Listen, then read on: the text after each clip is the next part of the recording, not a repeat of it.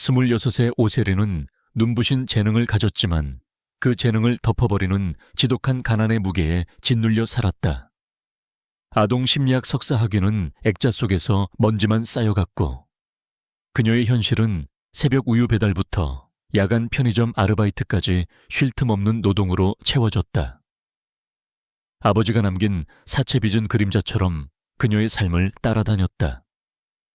만약 한 사람의 인생이 단 한 번의 선택으로 완전히 다른 방향으로 흘러갈 수 있다면 그 운명의 갈림길은 과연 어떤 모습으로 찾아오는 것일까? 세린에게 그 갈림길은 한 장의 구인 공고문이었다. 업계 최고 대우, 숙식 제공, 전문직 아동교사, 채용. 그것은 절망의 늪에서 발견한 마지막 동아줄과도 같았다. 차가운 가죽 소파에 앉은 세린은 마른 입술을 꾹 다물었다. 수십 번의 면접을 거쳐 마침내 최종 면접에 도달했다. 창밖으로 보이는 정원은 비현실적으로 아름다웠고 대리석 바닥은 그녀의 낡은 구두를 부끄럽게 만들었다. 집 안을 채운 정막은 무거웠다. 곧이어 중년의 비서가 들어와 정중하게 고개를 숙였다. 오세린 씨, 회장님께서 곧 오실 겁니다. 아이들은 현재 심리적으로 매우 불안정한 상태이니 이 점을 가장 중요하게 고려해 주시기 바랍니다. 세린은 고개를 끄덕이며 미리 준비해온 아이들의 심리 분석 자료를 다시 한번 훑었다. 그녀의 전문성과 자신감이 유일한 무기였다. 마침내 육중한 서재 문이 열리고 한 남자가 들어섰다. 구두 소리가 대리석 바닥에 차갑게 울렸다. 세린은 자리에서 일어나 인사하기 위해 고개를 들었다. 그리고 그 순간 그녀의 세상이 멈췄다. 그 남자, 강지훈이었다. 5년 전 가장 찬란했던 시절에 심장을 도려내듯 그녀를 떠났던 남자. 차가운 눈빛, 날카로운 턱선, 모든 것을 얼려버릴 듯한 냉기까지 변한 것이 없었다. 달라진 것이 있다면 예전의 풋풋함 대신 압도적인 카리스마와 냉혹함이 그의 전신을 감싸고 있다는 점이었다. 그는 대한민국 IT 업계를 이끄는 넥스트 이노베이션의 최연소 CEO 강지훈이었다. 지훈 역시 세린을 보고 잠시 숨을 멈췄다. 그의 검은 눈동자가 지진처럼 흔들렸다. 하지만 그것도 잠시 그는 곧 아무렇지 않은 듯 서류를 넘기며 차갑게 입을 열었다. 오세린 씨, 경력은 인상적이지만 우리가 찾는 건 단순한 교사가 아닙니다. 아이들의 상처를 보듬고 미래를 책임질 사람입니다. 당신이 그럴 자격이 있다고 생각합니까? 그의 목소리는 5년 전 이별을 고하던 그날처럼 비수처럼 날아와 세린의 심장에 박혔다. 기억이 섬광처럼 스쳤다. 비가 쏟아지던 대학 교정, 그의 차가운 한마디. 우리 그만하자. 넌 내 미래에 어울리지 않아. 이유를 묻는 그녀에게 그는 경멸 어린 시선만 남긴 채 돌아섰다. 그날 이후 세린의 시간은 멈췄고 지훈은 그녀가 감히 올려다볼 수 없는 곳으로 사라졌다. 그리고 지금 운명은 가장 잔인한 방식으로 그들을 제외시켰다. 세린은 떨리는 주먹을 꽉 쥐었다. 도망치고 싶었다. 이 굴욕적인 자리에서 벗어나고 싶었다. 하지만 아버지의 병원비, 동생의 학비가 그녀의 발목을 붙잡았다. 그녀는 숨을 깊게 들이쉬며 지훈의 눈을 똑바로 마주했다. 자격은 제가 증명하겠습니다. 아이들에게 필요한 것은 동정이 아니라 전문적인 이해와 진심 어린 교감입니다. 그리고 저는 그 두 가지를 모두 해낼 자신이 있습니다. 그녀의 목소리는 떨렸지만 눈빛만은 흔들리지 않았다. 지훈은 잠시 말이 없었다. 그녀의 당돌한 시선이 불쾌한 듯 미간을 찌푸렸다. 그는 그녀의 이력서에 적힌 가족 부양이라는 단어를 차갑게 내려다보았다. 돈 때문에 버티는 것인가? 그의 입가에 냉소가 어렸다. 그는 서류를 탁 소리나게 내려놓으며 비서를 불렀다. 김 비서, 아이들 데려와. 잠시 후 문이 열리고 7살 민준이와 5살 수아가 들어왔다. 아이들은 값비싼 옷을 입고 있었지만 얼굴에는 그늘이 가득했다. 두 아이 모두 부모님의 갑작스러운 사고 이후 깊은 트라우마에 시달리고 있었다. 아이들은 낯선 세린을 경계하며 지훈의 뒤로 숨었다. 세린은 무릎을 굽혀 아이들과 눈을 맞췄다. 안녕. 나는 세린 선생님이야. 너희랑 재미있는 그림 그리기 하려고 왔는데. 하지만 아이들은 굳게 입을 다물었고 민준이는 심지어 그녀를 향해 작은 돌멩이를 던졌다. 돌멩이는 세린의 손등에 맞아 붉은 자국을 남겼다. 모두가 놀란 순간 세린은 아픈 기색 없이 부드럽게 웃었다. 그녀는 돌멩이를 조심스럽게 집어들며 민준이에게 말했다. 이 돌멩이 꼭 별똥별처럼 생겼네. 혹시 민준이 소원이 있어서 이걸 던진 거야? 선생님한테만 살짝 알려줄 수 있어? 그녀의 따뜻한 목소리와 예상치 못한 반응에 민준이의 경계심이 아주 조금, 아주 미세하게 허물어지는 것이 보였다. 지훈은 그 광경을 말없이 지켜보고 있었다. 수많은 전문가들이 아이들의 굳게 닫힌 마음을 여는데 실패했다.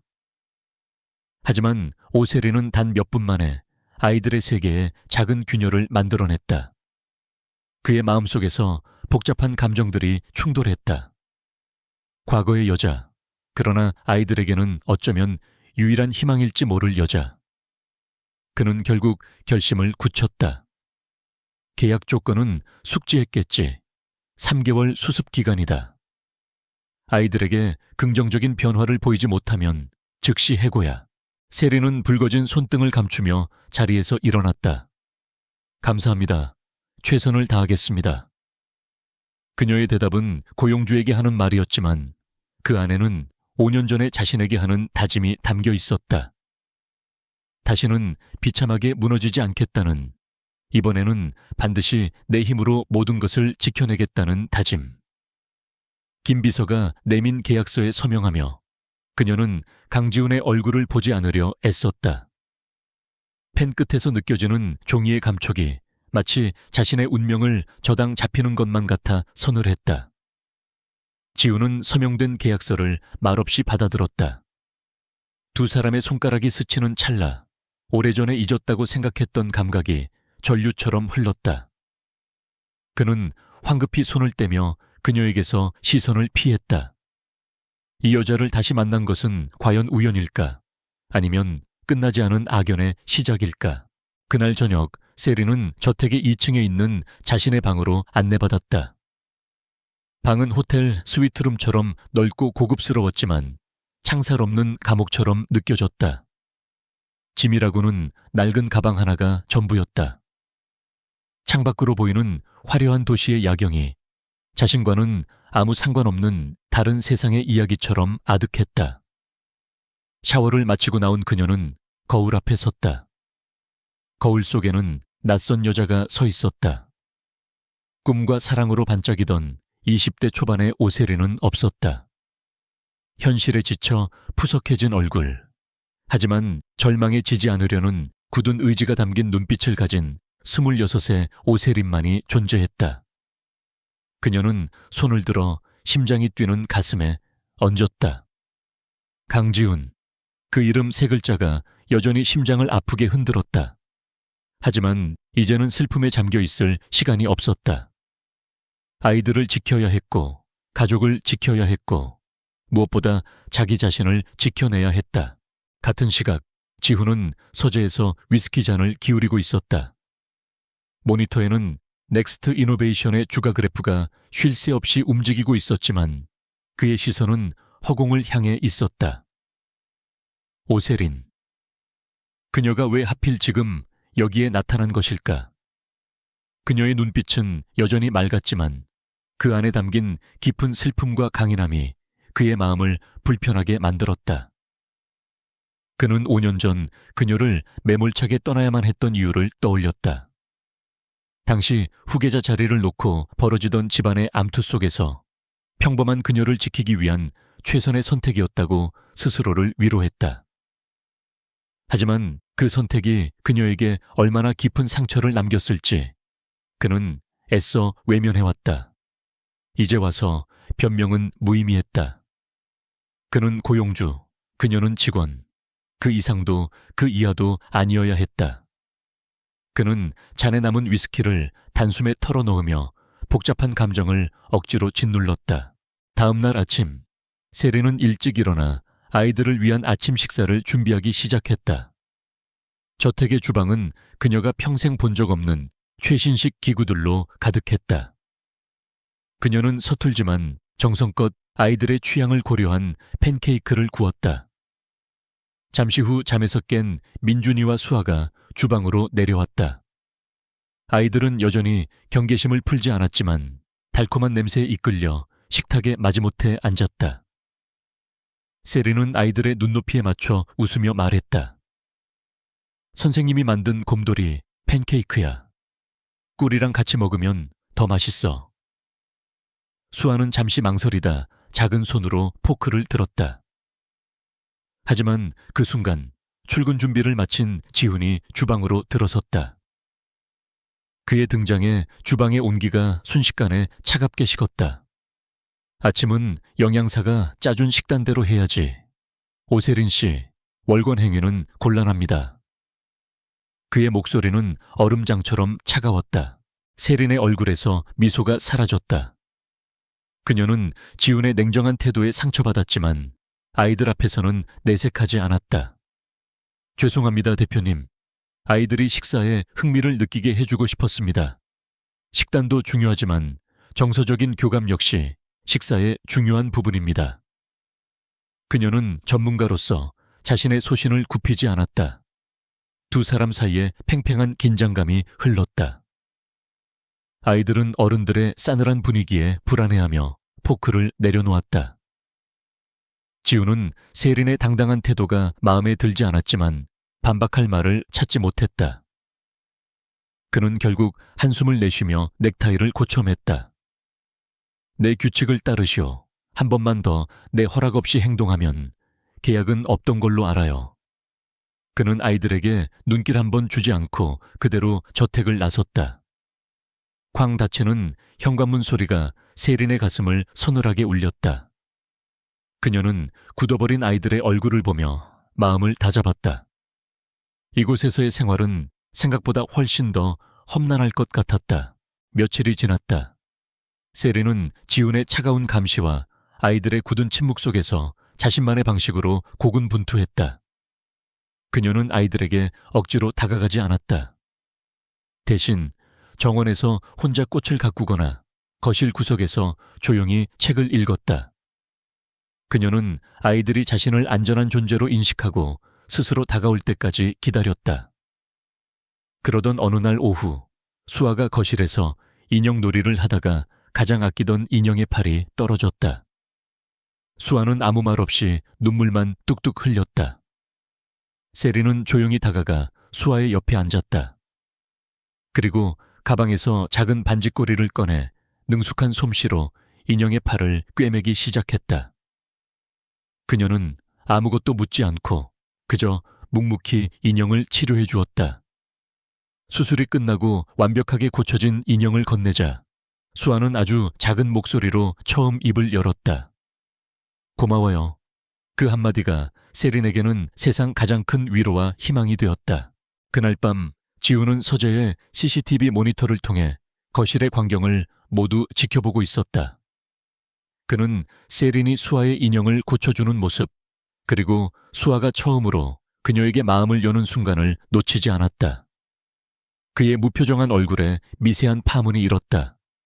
오세린이라는 여자는 변하지 않았다. 여전히 따뜻하고 섣불리 판단하지 않으며 묵묵히 자신의 자리에서 진심을 다하는 사람. 그래서 더 위험했다.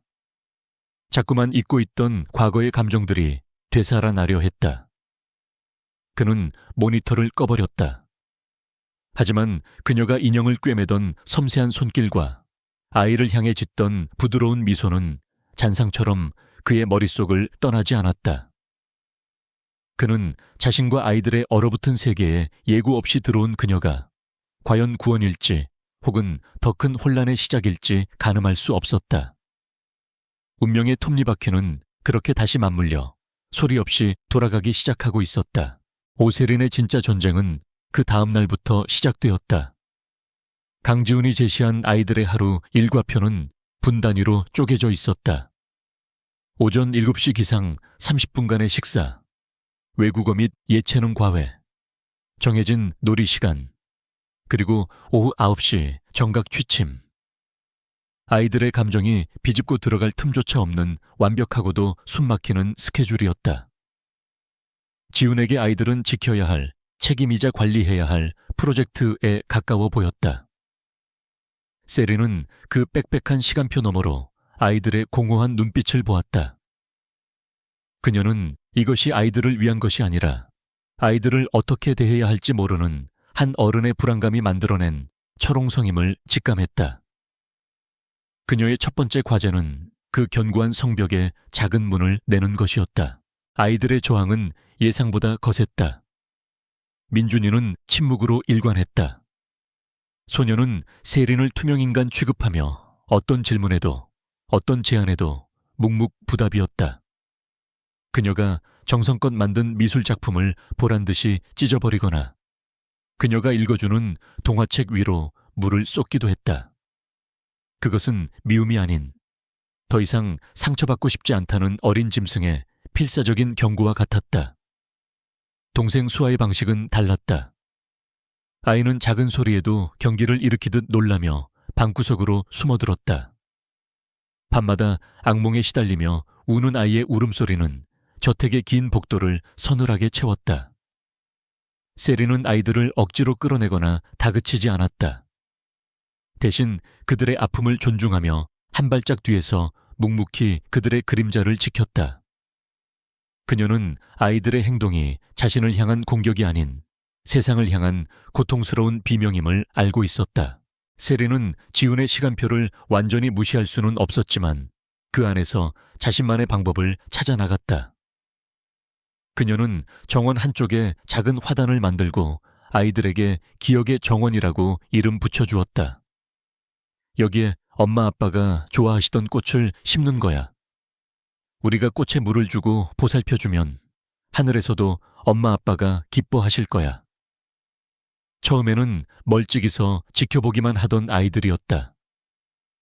하지만 며칠이 지나자 민준이가 조심스럽게 흙을 만지기 시작했고 수아는 작은 조약돌을 가져와 화단 주위에 놓아두었다.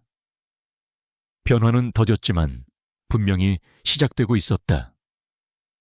그녀는 밤마다 잠 못 드는 수아의 머리맡에서 책 대신 자신이 지어낸 따뜻한 이야기를 들려주었다.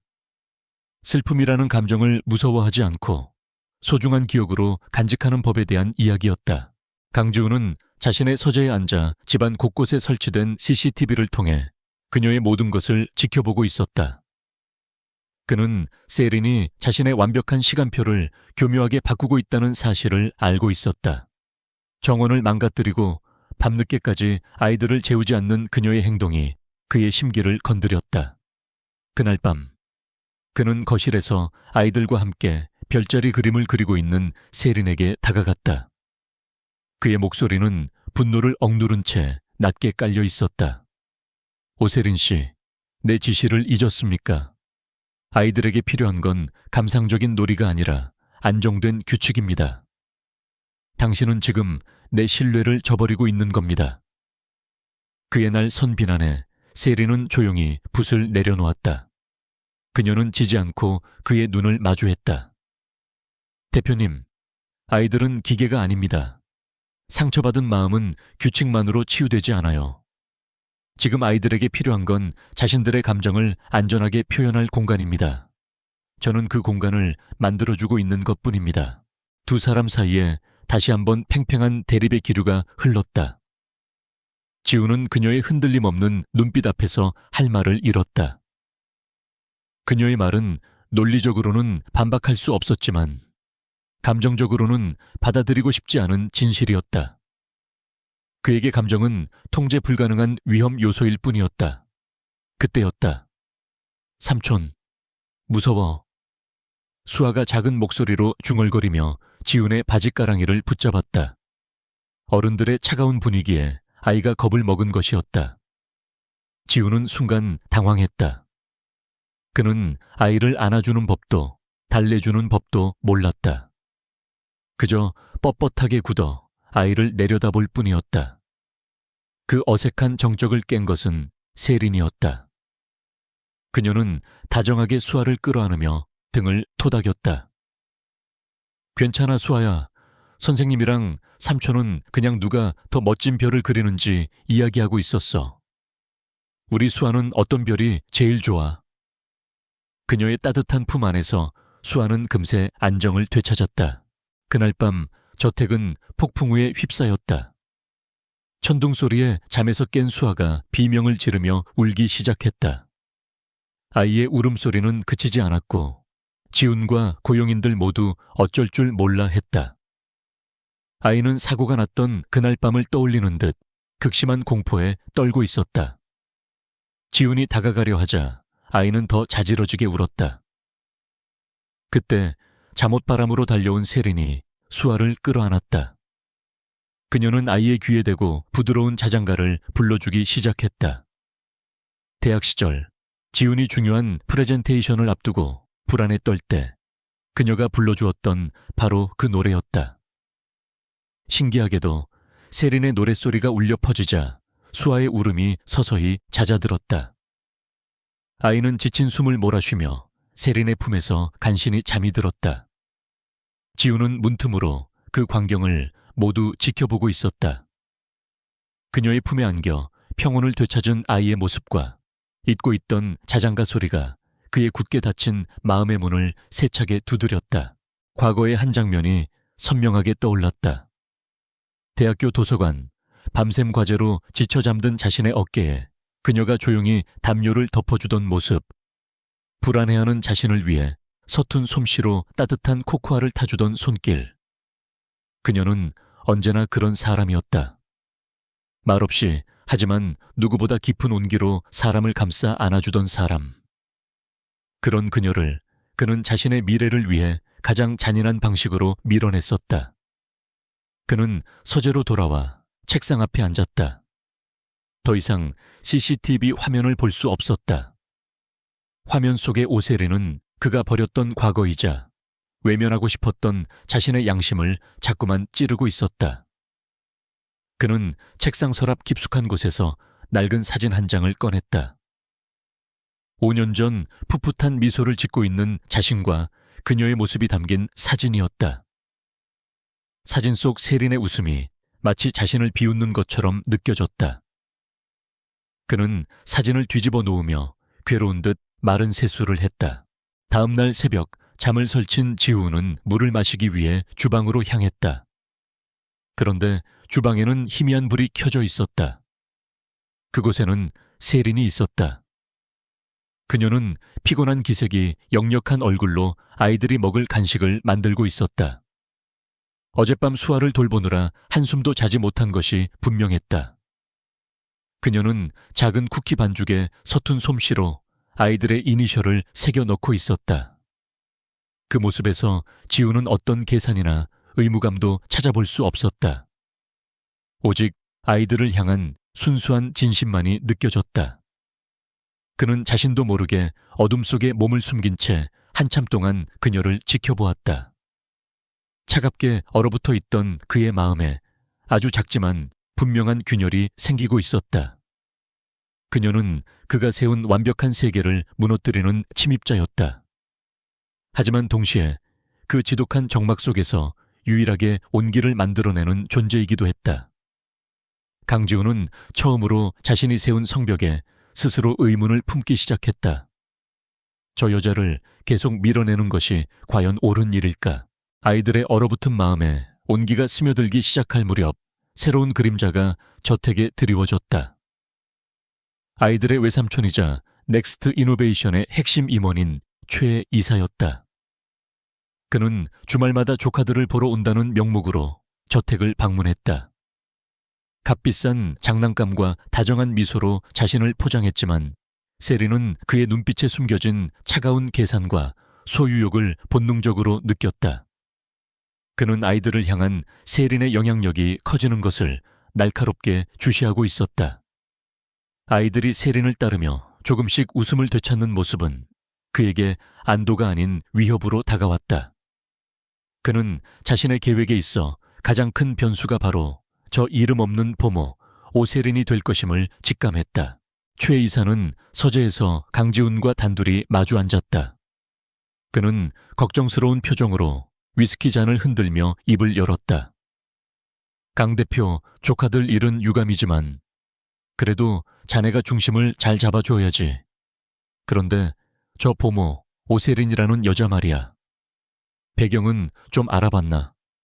어린 나이에 부모님 잃은 아이들 재산 노리고 접근하는 꽃뱀들이 얼마나 많은지 자네도 잘 알지 않나? 그의 목소리는 진심으로 걱정하는 듯했지만 그가 던지는 단어 하나하나는 교묘하게 조작된 독이었다. 그는 세린의 아버지 빚 문제를 넌지시 흘리며 그녀가 돈 때문에 무슨 짓이든 할 수 있는 사람처럼 몰아갔다. 세린의 능력에 대한 믿음이 싹트기 시작했던 지훈의 마음은 다시 흔들렸다. 최 이사의 말은 과거 그녀를 떠날 수밖에 없었던 이유, 즉 그녀의 평범함이 이 냉혹한 세계에서 얼마나 큰 약점이 되는지를 다시 한번 상기시켰다. 그의 불안은 현실이 되는 듯 했다. 며칠 뒤 저택의 거실에서 사건이 터졌다. 거실 장식장 위에는 아이들 부모님의 유품 몇 가지가 놓여 있었다. 그 중에는 사고가 났던 차량과 똑같은 모델의 미니어처 자동차도 있었다. 최 2세에게 매수된 하녀 중 한 명이 청소를 하는 척하다가 실수로 그 자동차 모형을 바닥에 떨어뜨렸다. 쨍그랑 날카로운 파열음과 함께 산산조각난 자동차 모형. 그 소리는 수아의 기억 속 가장 끔찍한 스위치를 누르고 말았다. 아이의 얼굴이 새하얗게 질리더니 이내 귀를 막고 비명을 지르기 시작했다. 싫어, 싫어, 아빠, 엄마. 아이는 사고, 당일의 트라우마 속으로 완전히 갇혀버렸다. 지훈과 하인들이 달려왔지만 극심한 공포에 빠진 아이에게는 아무런 위로도 닿지 않았다. 그 아수라장 속에서 침착함을 유지한 것은 오직 세린뿐이었다. 그녀는 단호한 목소리로 모두에게 방에서 나가달라고 요청했다. 혼란스러워하는 지훈의 시선을 뒤로하고 문을 닫은 그녀는 울부짖는 수아를 부드럽지만 강하게 끌어안았다. 수아야, 괜찮아. 선생님 목소리 들리지? 여기는 안전한 집이야. 무서운 건 다 꿈이야. 그녀는 심리치료 기법 중 하나인 안전지대 만들기를 시작했다. 아이의 눈을 맞추고 주변에 있는 익숙한 사물들의 이름을 하나씩 말해주며 아이의 의식을 끔찍한 기억이 아닌 현재의 안전한 현실로 되돌리는 작업이었다. 땀으로 흠뻑 젖은 채 1시간이 넘는 사투를 벌인 끝에야 수아의 격렬한 발작이 멈췄다. 아이는 탈진한 듯 세린의 품에 기대 거친 숨을 몰아쉬었다. 안정을 되찾은 수아는 몽롱한 상태로 알아들을 수 없는 말들을 중얼거렸다. 세린은 아이를 안심시키기 위해 등을 토닥이며 그 말에 귀를 기울였다. 무서운 아저씨, 빵 하는 소리, 비 안 왔어. 세린은 순간 온몸에 피가 차갑게 식는 것을 느꼈다. 비가 안 왔다고? 경찰의 공식적인 사고 기록에 따르면 그날 밤은 폭우가 쏟아졌고 빗길에 미끄러진 차량이 브레이크 고장으로 가드레일을 들이받은 것으로 종결되었다. 하지만 사고의 유일한 생존자인 수아의 기억은 그와 정면으로 배치되고 있었다. 무서운 아저씨와 빵 하는 소리는 또 무엇이란 말인가? 세린의 머릿속에서 혼란스러운 퍼즐 조각들이 제멋대로 떠다니기 시작했다. 이것은 단순한 사고가 아닐지도 모른다. 세린은 혹시나 하는 마음에 조심스럽게 물었다. 수아야, 무서운 아저씨가 누구였는지 기억나? 하지만 그 질문은 아이의 닫히려는 기억의 문을 다시 한번 건드린 꼴이 되었다. 수아는 다시 불안한 기색을 보이며 세린의 품으로 파고들었다. 몰라. 무서워. 세린은 더 이상 묻는 것이 아이에게 위험하다는 것을 깨닫고 아이를 다독여 잠을 재웠다. 하지만 그녀의 심장은 걷잡을 수 없이 뛰고 있었다. 조금 전까지 아이를 걱정하던 마음은 온데간데 없고 그 자리를 거대하고 불길한 의심이 채우고 있었다. 그녀는 최근 자신을 끈질기게 괴롭히던 최 이사의 위선적인 얼굴과 오늘 하녀의 부자연스러웠던 실수를 떠올렸다. 그 모든 것들이 수아의 단편적인 기억과 맞물리며 하나의 끔찍한 가설을 만들어내고 있었다. 그날 밤 세리는 자신의 방에서 잠을 이룰 수 없었다. 그녀는 수첩을 꺼내 수아가 중얼거렸던 단어들을 그대로 적었다. 무서운 아저씨, 빵 하는 소리, 비 안 왔음. 세 단어만으로도 공식적인 사고 보고서는 휴지 조각이 되어버렸다. 그녀는 창밖을 내다보았다. 화려하고 평화로워 보이는 이 저택이 어쩌면 모든 비극이 시작된 거대한 무대일지도 모른다는 생각에 등골이 오싹해졌다. 그녀는 더 이상 월급을 받고 아이들을 돌보는 보모가 아니었다. 자신도 모르는 사이에 위험한 비밀의 가장자리를 밟아버린 목격자가 되어 있었다. 이제 그녀가 마주해야 할 위협은 강지훈과의 아픈 과거가 아니었다. 그것은 바로 이 집안 깊숙한 곳에 도사리고 있는 아이들의 목숨마저 위협할 수 있는 차갑고 현실적인 위험이었다. 싸움의 판이 바뀌고 있었다. 수아의 발작 사건은 강지훈의 마음에 깊은 파문을 남겼다. 그는 서재에서 몇 번이고 그날의 CCTV 영상을 돌려보았다. 처음에는 보이지 않던 것들이 보이기 시작했다. 장식장을 닦던 하녀의 움직임은 어설펐고 자동차 모형을 떨어뜨린 동작은 의도된 것처럼 부자연스러웠다. 결정적으로 그녀가 모형을 떨어뜨리기 직전 최 이사와 짧게 눈을 맞추는 장면이 포착되었다. 최 이사가 경고했던 배경이 불확실한 여자의 위험보다 눈앞에서 벌어지고 있는 교활한 음모가 훨씬 더 현실적인 위협으로 다가왔다. 아이들을 향한 진정한 위협은 어쩌면 오세린이 아니라 가장 가까운 친척의 가면을 쓴 최 이사일지도 모른다는 끔찍한 의심이 그의 머릿속을 잠식하기 시작했다. 다음 날 지훈은 자신의 충직한 비서인 김 비서에게 비밀리에 지시를 내렸다. 1년 전 종결되었던 누나 부부의 교통사고 기록 일체를 다시 검토하라는 것이었다. 경찰 보고서, 현장 사진, 부검 결과, 심지어 당시 출동했던 견인차 기사의 인적 사항까지 사소한 것 하나 놓치지 말라고 엄중히 지시했다. 그의 이성은 여전히 최 이사를 의심하는 것을 주저했지만 오세린의 품에서 간신히 안정을 찾던 조카의 모습과 그녀가 아이들을 지키기 위해 보여주었던 필사적인 헌신이 그의 본능을 움직였다. 그는 더 이상 이 저택에서 벌어지는 일들을 방관할 수 없었다. 침묵은 곧 아이들에 대한 방임이자 어쩌면 거대한 악의에 대한 동조가 될 수도 있었다. 한편 세린을 향한 위협은 더욱 노골적으로 변해갔다. 어느 날 외출하고 돌아오니 분명 잠그고 나갔던 그녀의 방문이 미세하게 열려 있었고 서랍 속 물건들의 위치가 조금씩 바뀌어 있었다. 누군가 그녀의 방을 뒤졌다는 명백한 증거였다. 며칠 뒤에는 그녀가 아이들을 태우고 운전하던 차의 타이어에서 작은 못이 발견되기도 했다. 다행히 출발 직전에 발견하여 사고로 이어지지는 않았지만 심장이 철렁 내려앉는 경험이었다. 이것은 그녀를 겁줘서 스스로 떠나게 만들려는 최 이사의 경고였다. 하지만 그의 의도와는 반대로 위협이 거세질수록 세린의 의지는 더욱 단단해졌다. 이제 이 일은 단순히 아이들을 지키는 것을 넘어 억울하게 죽어갔을지도 모를 아이들의 부모와 진실 그 자체를 위한 싸움이 되어가고 있었다. 세린은 더 이상 혼자 힘으로는 진실에 다가갈 수 없다는 것을 깨달았다. 유일한 돌파구는 강지훈이었다. 그녀는 자신의 기록이 담긴 수첩을 들고 그의 서재 문을 두드렸다. 잔뜩 경계하며 문을 열어준 그에게 그녀는 수아가 했던 말을 그대로 전했다. 대표님도 아셔야 할 것 같습니다. 수아는 사고 당일 비가 오지 않았다고 기억하고 있습니다. 지우는 처음에는 회의적인 표정이었다. 충격으로 인한 아이의 왜곡된 기억일 수도 있었다. 하지만 세린이 비가 오지 않았다는 부분을 강조했을 때 그의 표정이 굳어졌다.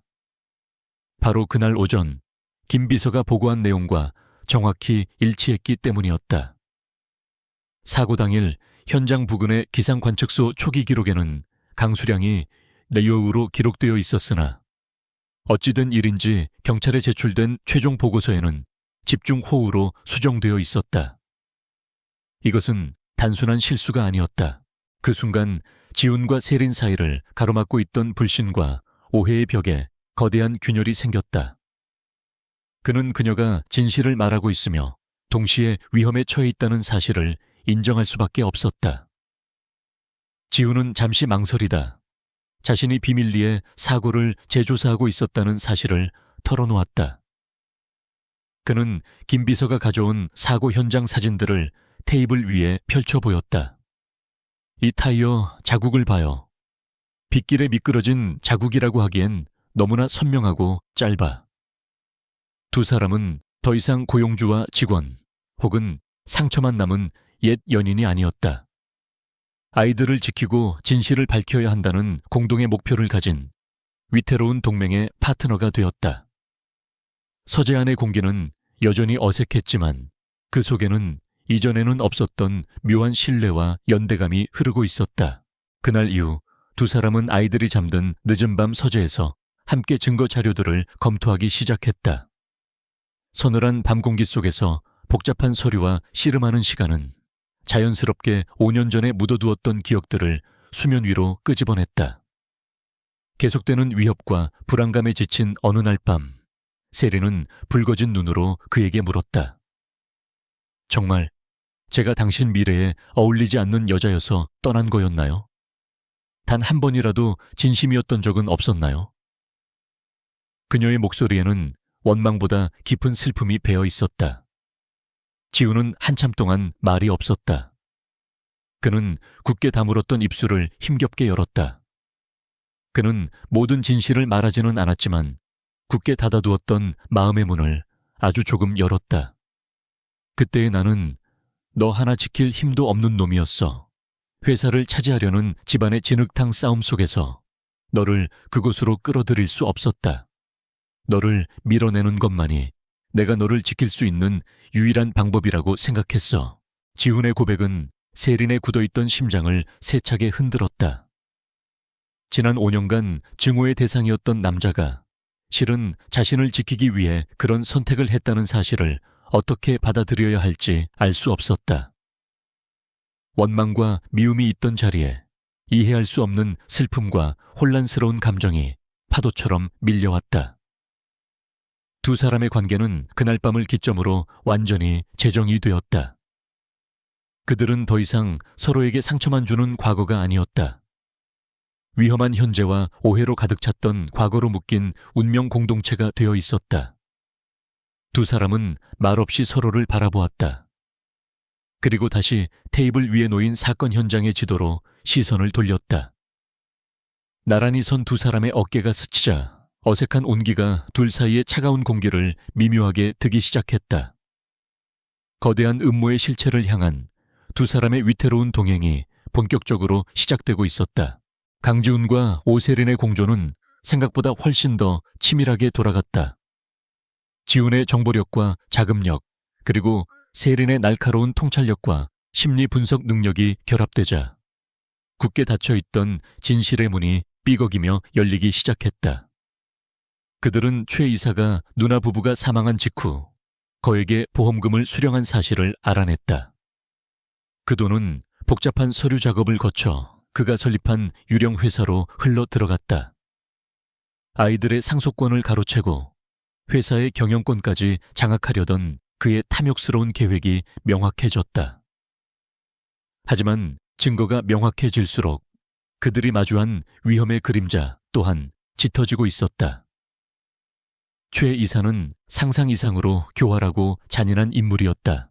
어느 늦은 밤 두 사람은 서재에서 최 이사와 연결된 인물들의 관계도를 그리다 잠시 숨을 돌렸다. 창밖은 칠흑 같은 어둠에 잠겨 있었고 저택을 감싼 정막이 유난히 무겁게 느껴졌다. 세리는 자신도 모르게 떨리는 손을 감추며 나지막이 말했다. 가끔은 무서워요. 우리뿐만 아니라 아이들까지 위험해지면 어떡하죠? 그녀의 목소리에 담긴 두려움은 5년 전 차갑게 돌아섰던 그를 향한 원망마저 녹여버릴 만큼 절박했다. 그 연약한 모습에 지훈의 마지막 이성의 빗장이 무너져 내렸다. 그는 그녀의 손을 부드럽게 감싸 쥐었다. 그리고 5년간 단 한 번도 꺼내지 못했던 가슴속 가장 깊은 곳에 묻어두었던 진실을 모두 털어놓았다. 당시 후계 구도를 놓고 벌어지던 싸움은 전쟁과도 같았다고 했다. 최 이사를 비롯한 반대파 세력들은 평범한 집안에 가진 것 없는 그녀를 그의 가장 큰 약점이라 부르며 집요하게 물고 늘어졌다. 그녀의 가족에게까지 손을 뻗치겠다는 비열한 협박 앞에서 23세 강지훈은 무력했다. 너를 버리는 게 아니었어. 널 지키기 위해서 내가 가진 세상 전부를 버려야만 했어. 그날 너에게 던졌던 모든 모진 말들은 사실 나 자신에게 하는 저주였어. 그의 목소리는 물기에 젖어 있었다. 그 고백은 지난 5년간 세린을 괴롭혔던 모든 원망과 미움을 눈 녹듯 사라지게 만들었다. 그의 눈동자에 맺힌 후회와 고통을 본 순간 그녀는 모든 것을 이해하고 용서했다. 세린은 자신도 모르게 손을 뻗어 그의 뺨을 감쌌고 지우는 기다렸다는 듯 그녀에게 입을 맞췄다. 5년의 시간을 뛰어넘은 두 사람의 입맞춤은 잃어버린 시간에 대한 슬픔과 앞으로 함께 맞이할 미래에 대한 희망이 뒤섞여 애틋하고도 간절했다. 그날 이후 저택의 차가운 공기가 눈에 띄게 달라졌다. 지우는 가능한 한 일찍 귀가했고 세린과 함께 아이들의 저녁 식사를 챙겼다. 네 사람은 서툴지만 진짜 가족처럼 식탁에 마주 앉아 하루의 일과를 나누었다. 주말에는 다 함께 정원에서 작은 피크닉을 열기도 했다. 세린이 만든 샌드위치를 먹으며 지훈이 아이들에게 동화책을 읽어주었다. 따스한 햇살 아래 아이들의 웃음소리가 저택에 가득 울려 퍼졌다. 늘 무표정하던 민준이가 처음으로 세린을 보며 선생님 고맙습니다 라고 말했고 사람을 경계하던 수아는 이제 지훈의 손을 먼저 잡고 산책을 졸랐다. 그 평화로운 광경은 폭풍전야의 고요함처럼 위태롭고도 소중했다. 지훈과 세린은 서로의 눈빛 속에서 같은 생각을 읽었다. 바로 이 행복, 이 가족을 지키기 위해서라면 어떤 위험도 감수할 수 있다는 굳은 다짐이었다. 하지만 그들의 행복을 어둠 속에서 지켜보는 눈이 있었다. 최 이사는 저택의 하녀와 회사의 스파이를 통해 지훈과 세린의 관계가 달라졌다는 것을 보고받았다. 세린을 내쫓으려던 자신의 계획이 오히려 두 사람을 더 단단하게 묶어주는 역효과를 낳았다는 사실에 그는 분노했다. 지훈이 비밀리에 자신을 조사하고 있다는 것 또한 이미 파악하고 있었다. 코너에 몰린 그는 더 이상 점잖은 방식으로 시간을 끌 수 없다고 판단했다. 더 이상 지체했다가는 자신이 무너질 터였다. 그는 훨씬 더 과감하고 되돌릴 수 없는 방법을 쓰기로 결심했다. 그의 탐욕은 이미 이성을 마비시킨 지 오래였다. 그날 밤 최 이사는 자신의 비밀 사무실에서 누군가와 통화를 하고 있었다. 수화기 너머의 상대에게 그는 얼음처럼 차가운 목소리로 마지막 지시를 내렸다. 더 이상 기다릴 수 없어. 아이를 이용해야겠어. 강지훈이 제 발로 모든 걸 무릎 꿇고 포기하게 만들어. 그의 시선은 책상 위에 놓인 한 장의 사진에 꽂혀 있었다. 얼마 전 유치원 행사에서 밝게 웃고 있는 민준이의 사진이었다. 조카를 향한 그의 눈빛에는 단 한 점의 온기도 없었다. 오직 자신의 목표를 위한 가장 효과적인 도구로 보는 냉혹함만이 가득했다. 아이들의 행복한 웃음소리가 가득했던 저택 위로 거대하고 잔인한 폭풍이 몰려오고 있었다. 가장 평화로운 순간 비극은 바로 등 뒤에서 자신의 발톱을 드러내고 있었다.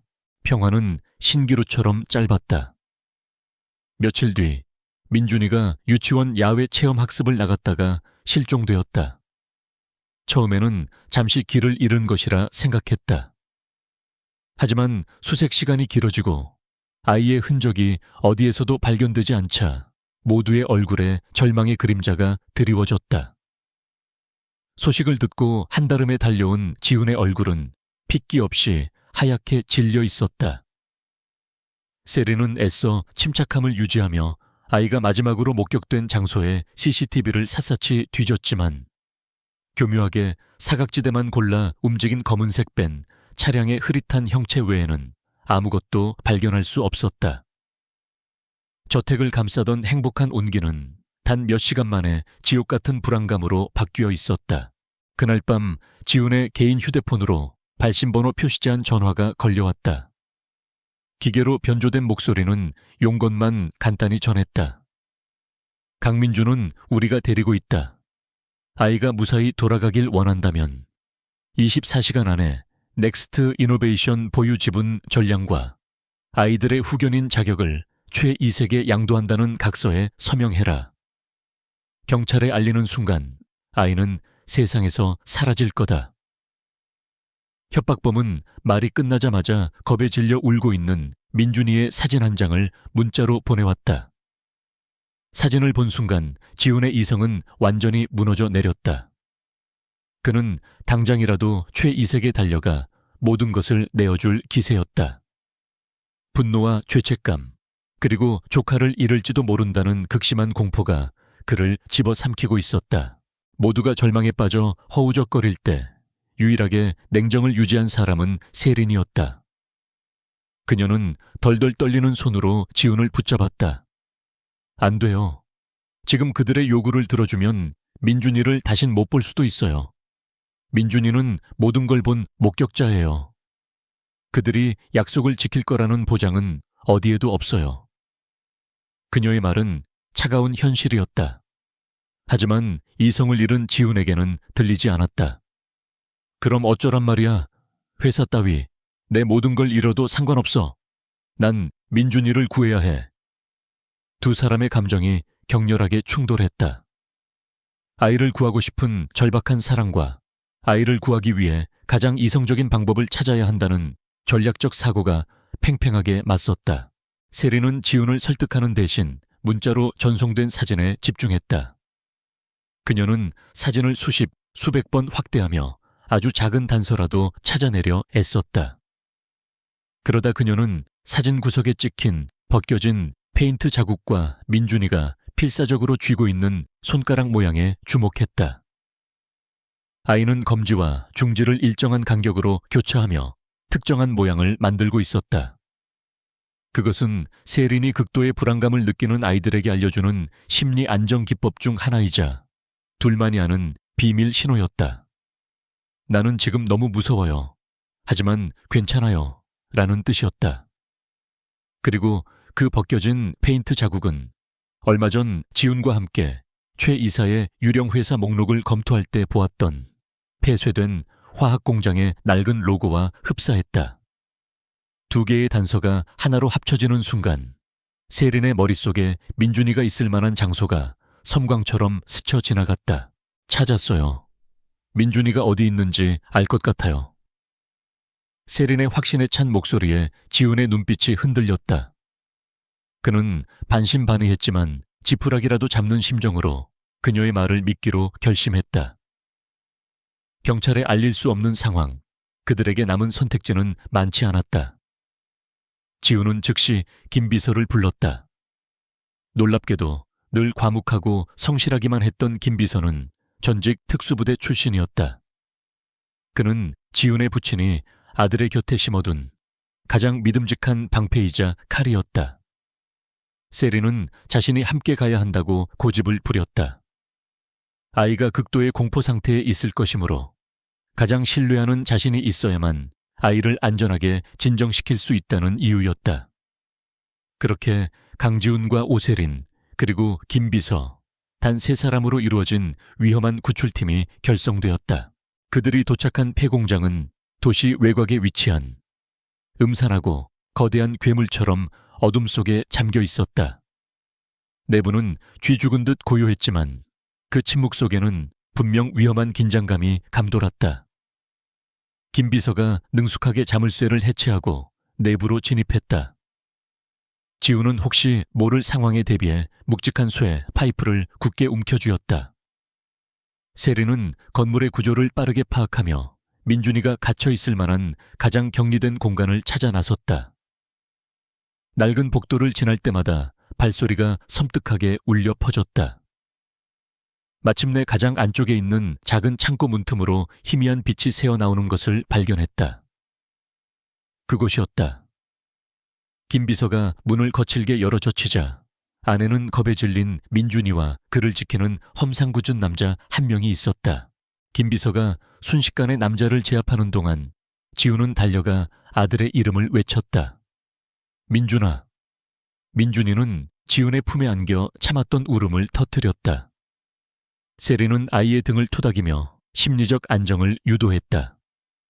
모든 것이 끝났다고 생각한 바로 그 순간 창고 입구에서 박수 소리와 함께 최 이사가 모습을 드러냈다. 대단하군. 이 연극의 마지막 장을 이렇게 화려하게 장식할 줄이야. 그의 얼굴에는 탐욕과 광기가 뒤섞여 있었다. 그는 모든 것을 자백했다. 돈과 권력을 위해 누나 부부를 사고로 위장해 살해했으며 조카마저 이용하려 했다는 끔찍한 진실을 스스로의 입으로 밝혔다. 그는 완전히 이성을 잃은 듯 보였다. 이제 와서 발버둥 쳐봐야 소용없어. 여기서 너희가 모두 사라지면 모든 것은 내 것이 된다. 하지만 그가 회심의 미소를 짓는 순간 창고 입구로 수십 개의 불빛과 함께 무장한 경호팀이 쏟아져 들어왔다. 김 비서가 공장에 진입하기 직전 이미 모든 상황을 본사에 알렸던 것이었다. 지훈이 품에 안은 민준이의 눈을 가리고 세린의 어깨를 감싸 안으며 최 이사를 차갑게 노려보았다. 그의 광기 어린 절규를 뒤로 한 채 길고 길었던 악몽의 마지막 페이지가 마침내 닫히고 있었다.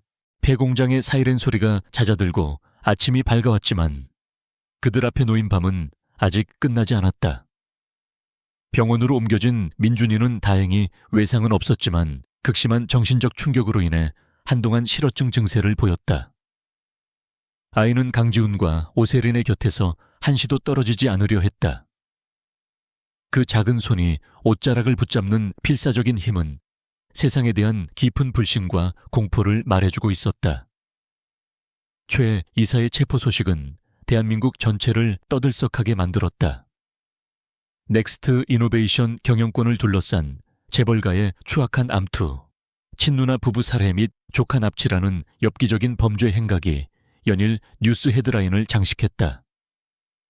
지훈이 최 이사와의 마지막 대화를 녹음해둔 파일은 결정적인 증거가 되어 그의 모든 죄를 낱낱이 밝혔고 그는 결국 법의 심판대 위에서 무기징역을 선고받았다.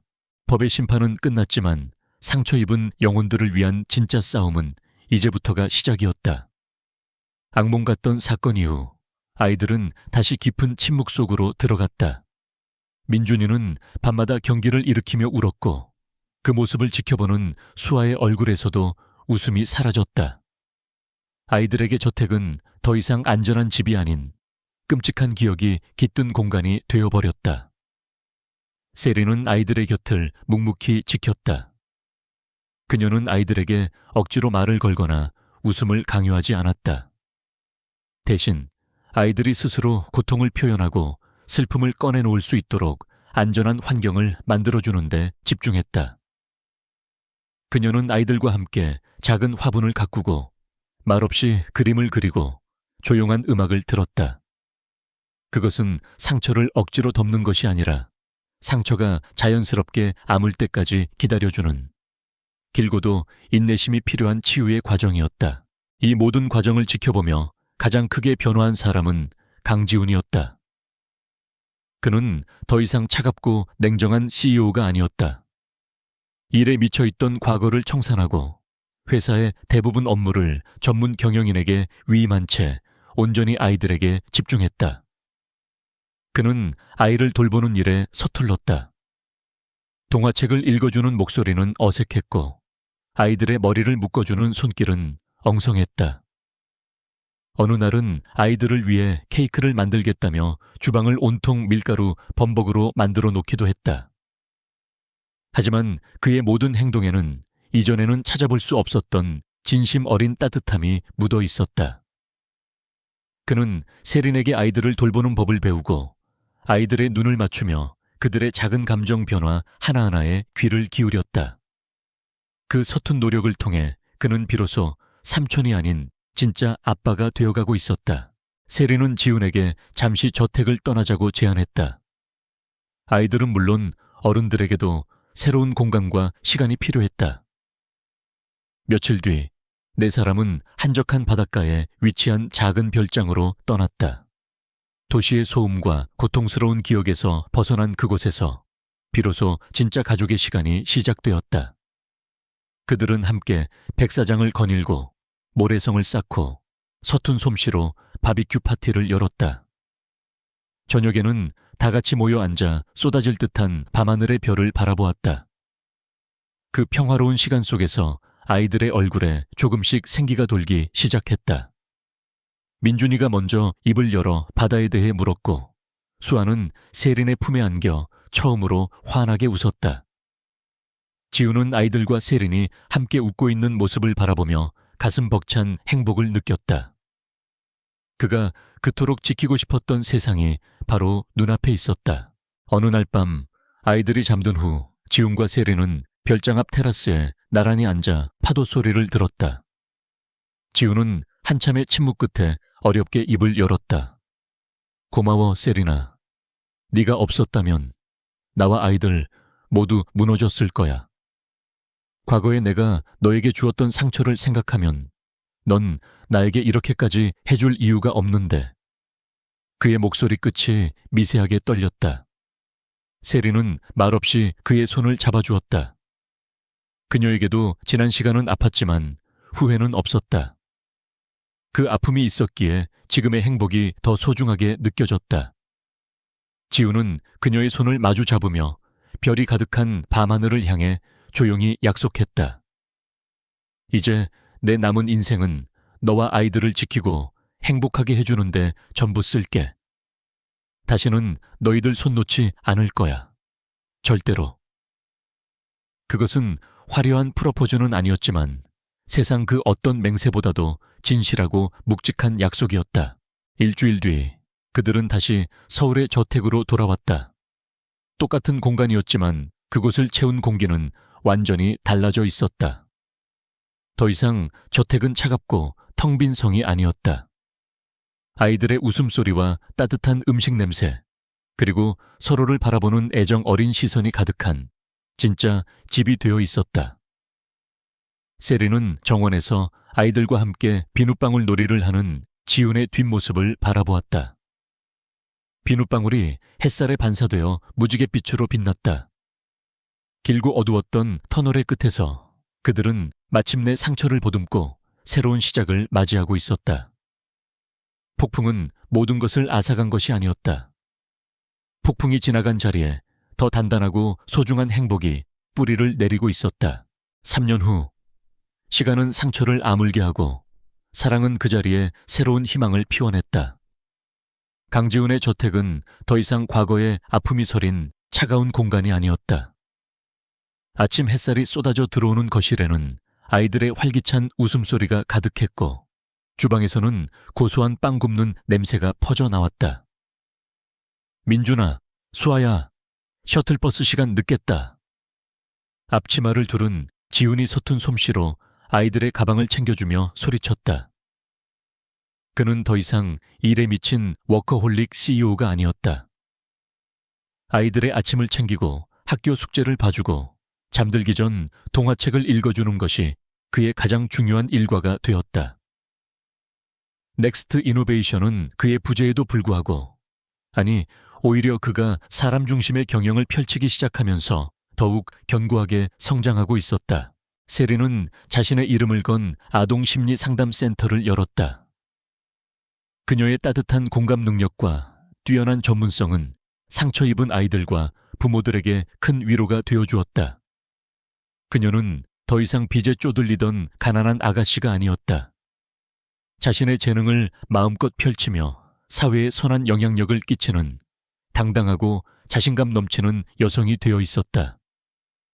이제 초등학생이 된 민준이는 학교 축구부 주장이 되었고, 수아는 그림 그리기 대회에서 상을 받을 만큼 밝고 재능 있는 아이로 자랐다. 아이들의 얼굴에서는 과거의 그늘을 찾아볼 수 없었다. 지훈과 세린이 만들어준 안정적인 사랑의 울타리 안에서 아이들은 건강하고 행복하게 성장하고 있었다. 어느 봄날 저녁, 지훈은 세린을 데리고 두 사람의 모교 캠퍼스로 향했다. 5년 전 그가 가장 모진 말로 그녀에게 이별을 고했던 바로 그 장소였다. 가로등 불빛이 흩날리는 벚꽃 잎을 비추는 나무 아래 지훈은 걸음을 멈췄다. 그는 세린의 손을 잡고 그녀의 눈을 깊이 바라보았다. 우리의 시간이 멈췄던 여기에서 다시 시작하고 싶어. 세린아, 지난 3년은 너와 아이들 덕분에 내 생애 가장 행복한 시간이었어. 이제 너 없이는 단 하루도, 단 한순간도 상상할 수 없어. 그는 주머니에서 작은 벨벳 상자를 꺼내 그녀의 앞에서 천천히 무릎을 꿇었다. 상자가 열리자 달빛을 받아 영롱하게 빛나는 반지가 모습을 드러냈다. 오세린, 나의 세상이 되어줘. 아이들의 엄마가, 그리고 나의 영원한 아내가 되어주세요. 세린의 눈에서 뜨거운 눈물이 흘러내렸다. 그녀는 고개를 끄덕이며 떨리는 목소리로 대답했다. 네, 그럴게요. 당신의 아내가 될게요. 두 사람의 결혼식은 세간의 주목을 받는 화려한 행사가 아닌 가족과 가까운 지인들만 초대된 작고 따뜻한 가든 파티 형식으로 열렸다. 푸른 잔디가 깔린 저택의 정원에서 하얀 턱시도를 입은 지훈과 눈부신 웨딩드레스를 입은 세린이 서로를 마주보았다. 충직한 김비서는 감격스러운 표정으로 그들의 모습을 지켜보았다. 세상에서 가장 중요한 하객인 민준이가 늠름하게 반지를 들고 걸어 나왔고, 수아는 꽃잎을 뿌리며 사랑스러운 화동이 되어 주었다. 지훈과 세린은 서로에게 맹세했다. 잔인한 운명 속에서 서로를 다시 만나게 해준 것에 감사하며 지난 시간의 아픔까지도 사랑으로 보듬고 앞으로의 모든 순간을 함께 웃고 울며 영원히 서로의 곁을 지키겠다고. 그들의 입맞춤 위로 아이들의 환한 웃음소리와 하객들의 따뜻한 박수갈채가 봄날의 햇살처럼 쏟아져 내렸다. 결혼식이 끝나고 며칠 뒤, 네 사람은 거실 소파에 모여 앉아 따끈한 코코아를 마시며 웨딩 앨범을 보고 있었다. 앨범 속에는 세상 가장 행복한 표정으로 웃고 있는 네 사람의 모습이 가득했다. 민준이와 수아는 사진 속 자신의 모습을 보며 제잘거렸고, 그 모습을 바라보는 지훈과 세린의 얼굴에는 따뜻한 미소가 번졌다. 지훈은 세린의 어깨를 감싸 안으며 나지막이 속삭였다. 가난한 그녀는 아이들을 돌보러 왔다가 그들의 아버지가 전 남친 CEO임을 알았다. 어떤 소설의 첫 문장 같지 않아? 그의 말에 세린이 웃음을 터뜨렸다. 시작은 비극이었을지 몰라도 결말은 해피엔딩이네요. 그녀가 그의 품에 편안하게 기댔다. 창밖으로는 따스한 노을이 지고 있었다. 가장 깊은 절망 속에서 시작된 인연은 수많은 시련을 거쳐 세상 가장 단단하고 아름다운 사랑으로 완성되었다. 진정한 사랑은 모든 상처를 치유하고 그 자리에 새로운 시작을 선물한다는 것을 그들의 삶이 증명하고 있었다.